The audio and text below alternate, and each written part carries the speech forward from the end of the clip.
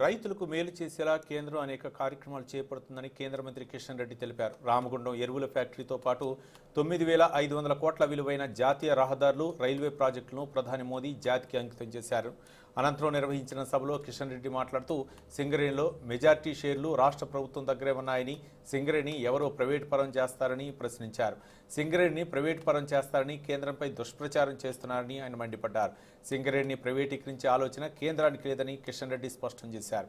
ఏ coal పరిశ్రమను private పరం చేయటం లేదని తెలిపారు. రామగుండం ఫ్యాక్టరీతో తెలంగాణకు ఎరువుల కష్టాలు తీరుతాయని ఆయన పేర్కొన్నారు.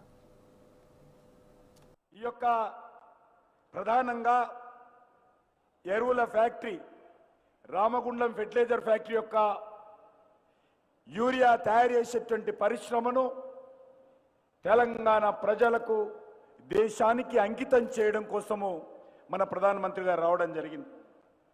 మీకు అందరు తెలుసు, సుమారు 6,338 కోట్ల రూపాయలతో ఈ పరిశ్రమ స్థాపిస్తూ ఉన్నారు.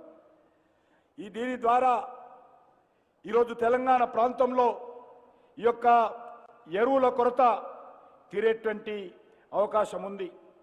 అంతేకాదు, ఈరోజు రైతులకు మనవి చేస్తూ ఉన్నాను, తెలంగాణ రైతులకు ఈ యొక్క యూరియా ఏదైతే ఉన్నదో, యూరియా మీద కేంద్ర ప్రభుత్వము చాలా పెద్ద ఎత్తున ఈరోజు రైతుల దగ్గర 250 నుంచి 260 రూపాయల బస్తా తీసుకుంటే, ప్రతి బస్తా వెనుక కేంద్ర ప్రభుత్వము 1,472 రూపీస్ సబ్సిడీ నరేంద్ర మోడీ గారి ప్రభుత్వము ప్రతి ఎరువుల బస్తాకి ఇస్తా ఉందని మనం చేస్తా ఉన్నాం. అంతేకాదు, ఈరోజు ఈ యొక్క వ్యవసాయ రంగానికి సంబంధించి కేంద్ర ప్రభుత్వము